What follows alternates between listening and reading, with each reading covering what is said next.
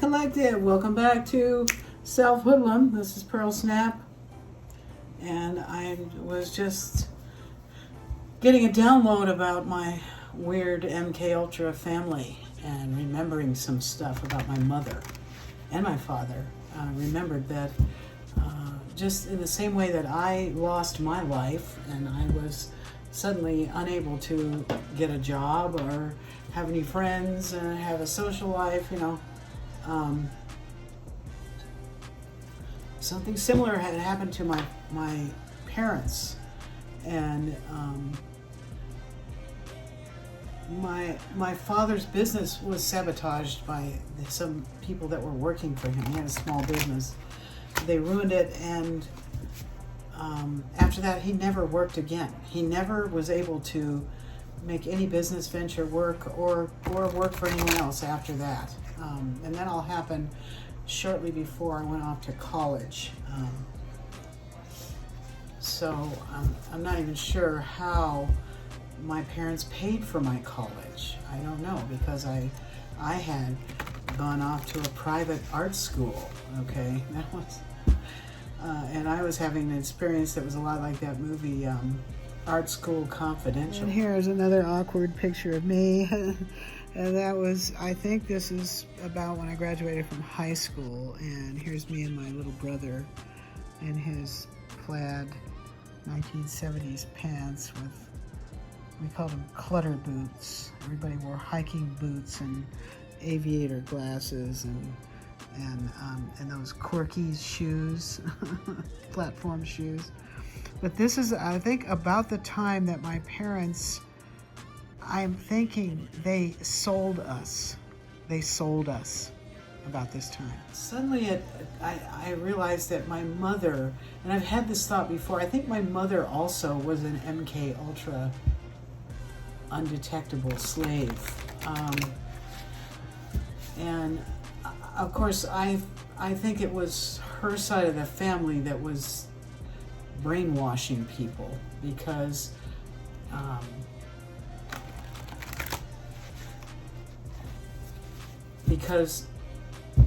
I've said this in a prior video, they sent me to her mother's house when I was just a little tiny toddler, like 2 or 3 years old, to be potty trained. Who does that? Okay, so I think that was just a euphemism for SRA. I got SRA'd, I think, when I was 2 or 3 or something. And as a result of that, I was very awkward in intimate relationships and relationships, period. But in relationships with the opposite sex were very scary to me, and intimacy was awkward for me and scary, and I never really got over that. And at this point, I've been celibate for a really long time. Let's see, I think it's about 17 years now that I've been celibate. Which is, there's nothing wrong with that. I am single, and I am 68 years old, and I have gone through the change of life. So, in a way, having a sex life at my age is, especially when you're single, it just gets, it's too hard to do. I don't know. So anyway, I'm okay with that. But what scares me is that I began to realize that I was a target because people wanted my sacral energy, and that's your sexual energy. So I don't know, perhaps I was targeted because I was celibate for such a long time or something. That thing got really full of energy, and somebody wanted to harvest it off and then create something for themselves with it. And once I learned about that, and that people really do that, and I became more afraid than ever of intimate relationships, and so I block them. I really do. Much as I would have fantasized millions of times about being able to have a nice give and take relationship, when it comes down to it, I've never had one with anyone, and I've only ever suffered with the relationships I've had. So I kind of decided to walk alone at some point. Now my mother, when my father, my mother, I think, was promiscuous when she was young. Her younger brother told me that she was, quote, defiant. That was the word he used to describe her demeanor when she was growing up. And she had been a beauty queen. I used to tease her because I found some old photographs of her in the 1950s or the 40s or whenever it was in her hometown of Coeur d'Alene, Idaho. She was Miss Coeur d'Alene, and I found some old pictures of her riding on a float, you know, with the sash across the chest that said Miss Coeur d'Alene, and the long white gloves and the whole thing, and the weird hairdo. And she hated it when I got those pictures out. And she had also been in college. She was a sorority girl, and my dad was a fraternity guy. And you can see pictures of them in my video, the Snap Family Curse V2, that where I go through a scrapbook and I show you my family in there. And so, but what happened was, I think she was promiscuous, and I think even back then they were those Eastern Star people were doing sex rituals and stuff, and secret society stuff, even back then when they were in college even. And she became pregnant and before they were married. There she is in college. So I was born when she was in college, and there I am as baby with her. And see, they were training me to be a high priestess even then. A temple priestess. There I am. And my dad told me that her mother shamed her for that, and her sister, her older sister,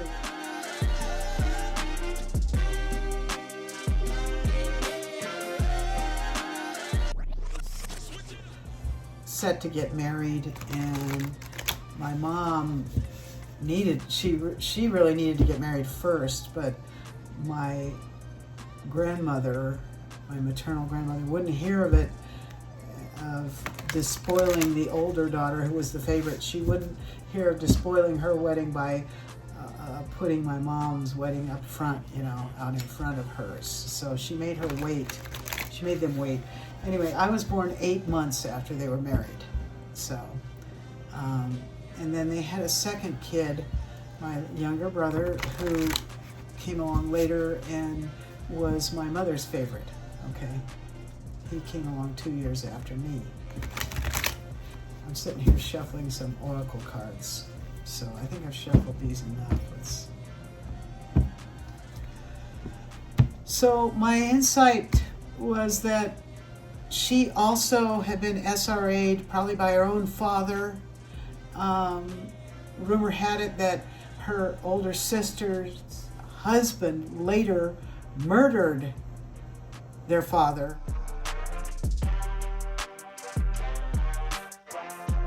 In the hospital. One of my cousins told me that, and I thought about that, and I wondered if he did it to take him out of his misery because he was sick, or did he do it because he knew what that he had done to them? I don't know. I don't know.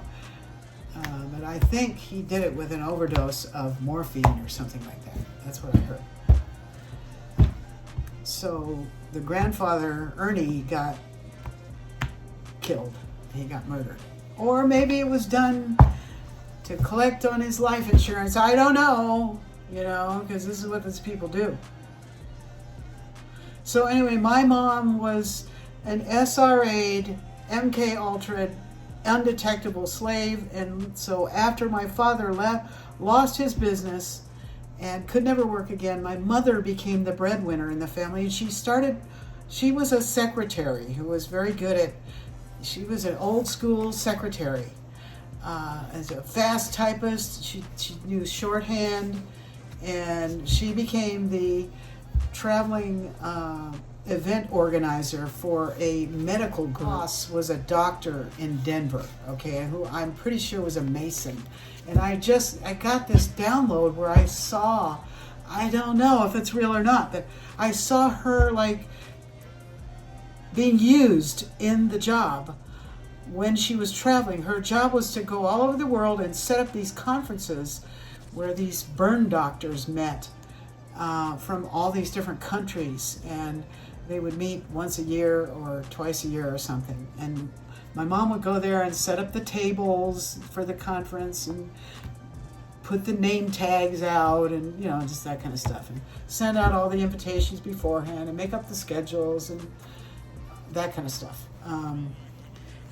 And she really liked this job because it got her out of the house and away from home, and she got to travel, and she didn't have the ball and chain with her.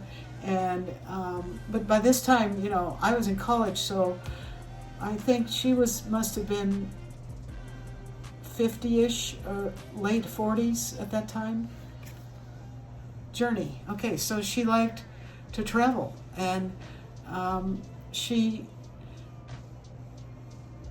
I just saw her, like, because I read that this is how these MK Ultra undetectable slaves are used. They're hypnotized to respond to different signals and then do things like they use, like, to be money mules and for transporting things across borders undetectably, right? Who's gonna think that a lady like that, who's, you know, a proper little secretary lady traveling with the Burn Society, would be a smuggler or a spy or something? But she might have been.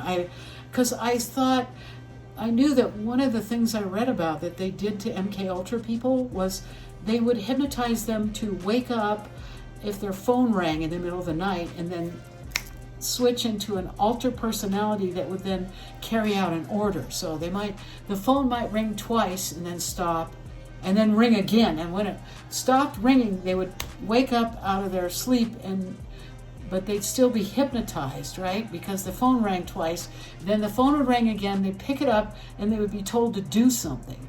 Or just that the phone rang twice was their order to do something. And then I saw in my mind that she carried all this stuff over there with her, like envelopes full of stuff and invitations and schedules and I don't know what all. Maybe she was taking money over there. Could have been. Awakening. Okay, so she got woken up in the middle of the night, right? And she liked this new life of traveling. But when she got over there, she would be awakened. Okay, that's confirmation. This may be a real thing I'm seeing, okay? Because look at these cards. They're really, they really are reflecting like what I'm saying here, okay? We got journey. She liked traveling. She had a new life after my dad couldn't work anymore. And then when she got over there, something would wake her up in the middle of the night. Confirmation. Oh my God. Okay. So what we're doing here is we're getting some channeled insights about other people in my family. Okay. Oh, wow. All right. What's on the bottom? Life eternal.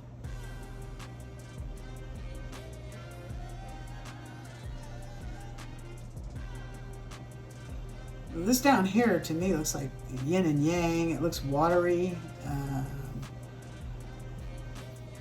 And this looks like a sunflower, but there's a bird in the middle of it too.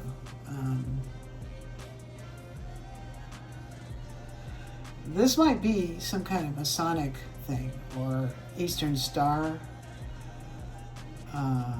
mysticism, because that's what the whole family was groomed to be in that cult. Okay, so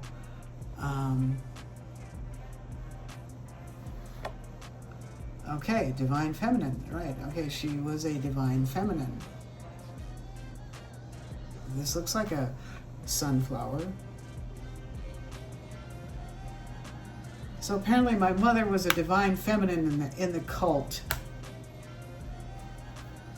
And hope.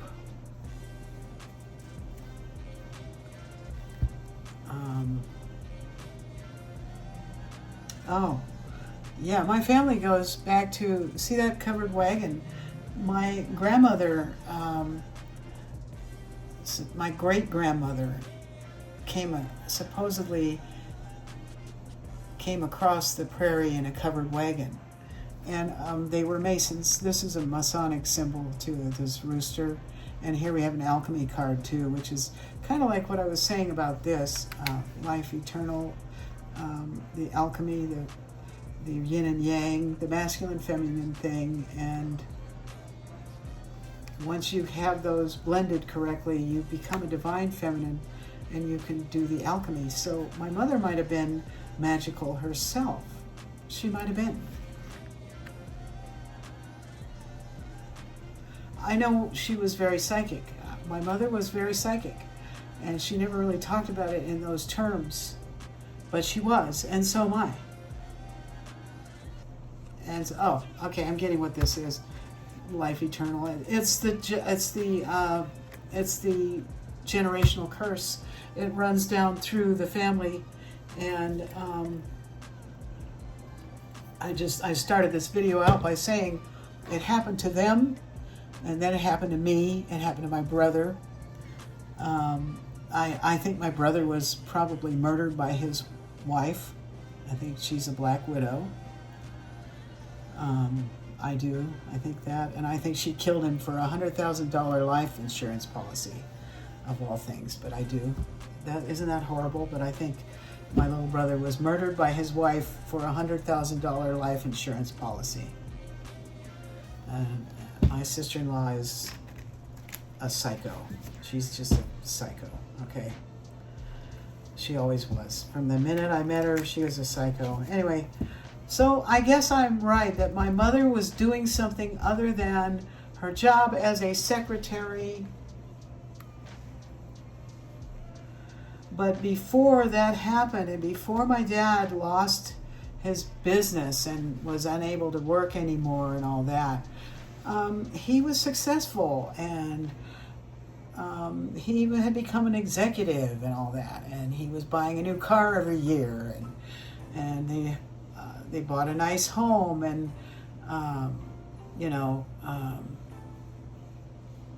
where am I going with this? Oh yeah, before she had been because she got pregnant before she was married, she was doing volunteer work. No, she was paid for it, but the work she was doing, spiritual work. She was teaching unwed mothers. There was a school in town, and I forget what it was called, but it was for unwed mothers, and they don't have stuff like that anymore. But back then, they had a whole school. I forget. It was called Emily Griffith Opportunity School. I just remembered that. It was called Opportunity School. And she was a teacher there, and she taught typing and shorthand to girls who were pregnant and had babies at home. They were just teenagers. So she was helping, trying to help other people who had the same thing happen to them as happened to her have a better life. And also, my mother became an activist against organized crime. And when that happened, they suddenly were audited by the IRS, and that was around the time, I think, that my dad lost his job and stuff. So I don't think she realized what that was going to cost the family to go up against organized crime in our city. But that's what happened, and then she got activated by the cult somehow, and she was forced to become the breadwinner. Okay. What other insights can you give me about this, please? This MK Ultra family I'm from, or anything about that timeline? Maybe that was the 1970s, and my city was definitely, there was some organized crime figures in it that were pretty high profile. They were called the Small Doan family. I remember that. And there was also a Greek mafia in my town. They're still there. They're definitely still there. They got me. Some of their sons and daughters groomed me to use drugs. Yeah, I got some negative gifts from some of those Greek mafia people. Is my deck upside down? Yeah.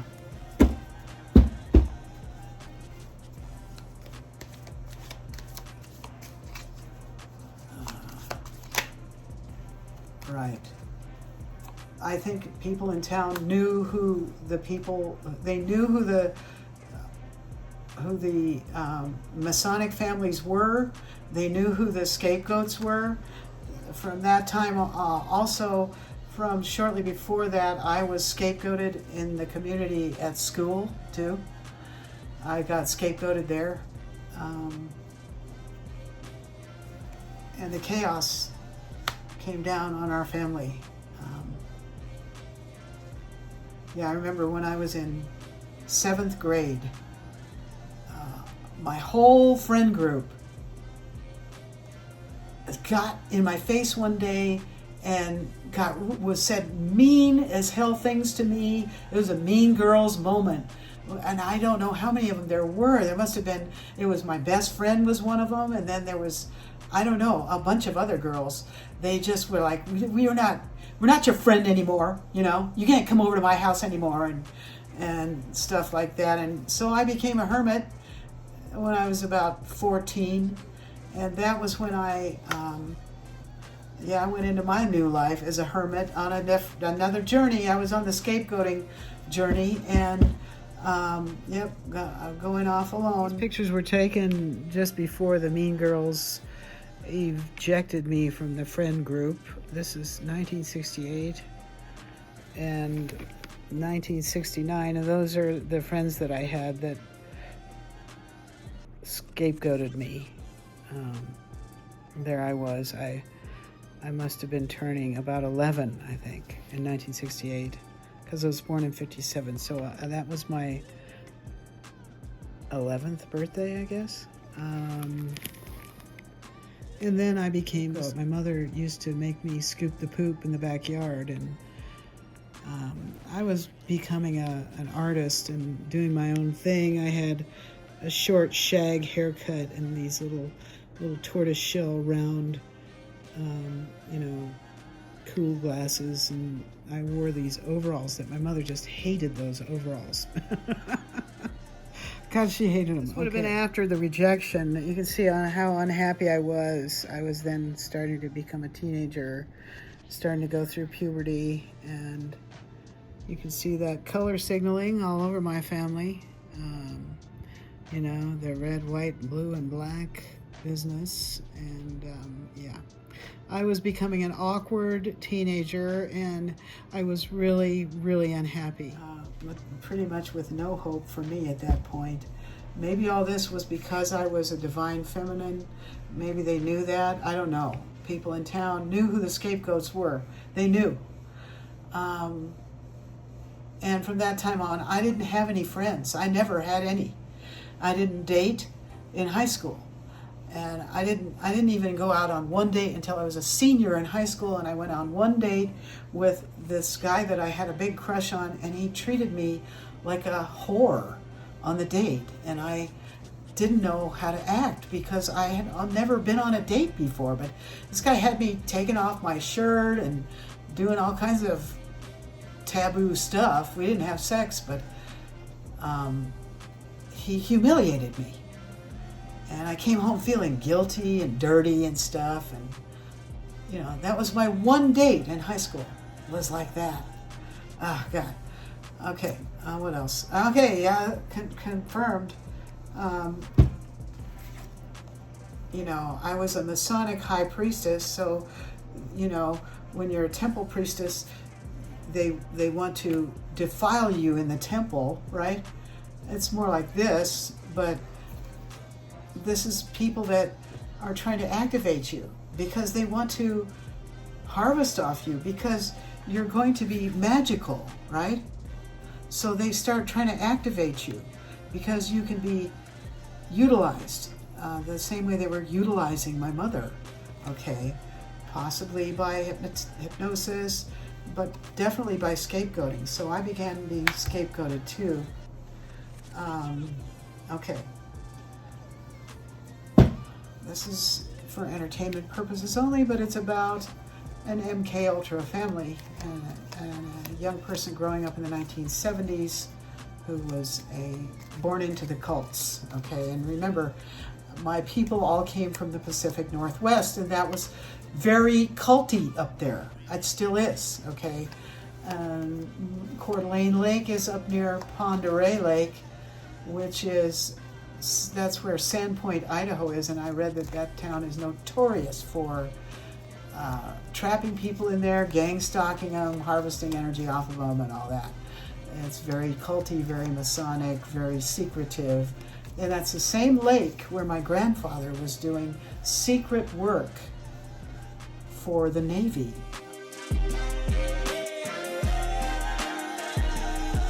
Submarines under there. I got some interesting downloads about that too. Boy, did I ever. Shit. Okay, so that's probably top secret shit. Yeah. Yes. Yes, it's top secret stuff. Okay, so the Masons, they find a way to make money off people.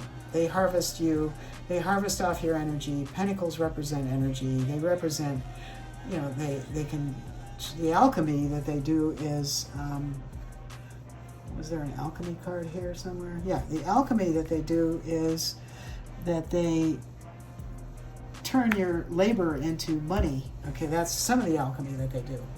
Okay, and especially if they can get you to do spy work or money mule work or something, and get you to deliver dirty money to people overseas or something. Who knows? Maybe she was under instructions to go downstairs in the hotel while she was sleepwalking or under hypnosis or in a hypnotic state, and give an envelope to someone at the bar or something. That's what I'm seeing, that she was doing stuff like that. Okay, what else? Oh yeah, they were using her. They were using her. And the world, all over the world. Okay.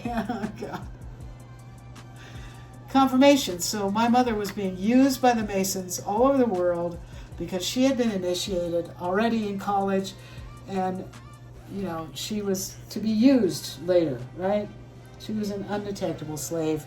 All right, I think I'm going to leave this reading there. It's just interesting things about MK Ultra families, okay? All right, thank you for coming and to this edition of Self Hoodlum. And that wasn't very good snap. Make it snappy. Come on over to my other channel. I have a big Self Hoodlum playlist there at Pearl Snap Tarot, and it's the handle for that channel, if you want to search it up, is at PSNAP1111, and that's spelled PSNAP 1111. So you're welcome to come over to that channel too, and I hope you will like, share, and subscribe at both of my channels. But I'm starting to post first at my Self Hoodlum channel nowadays. So thank you once again.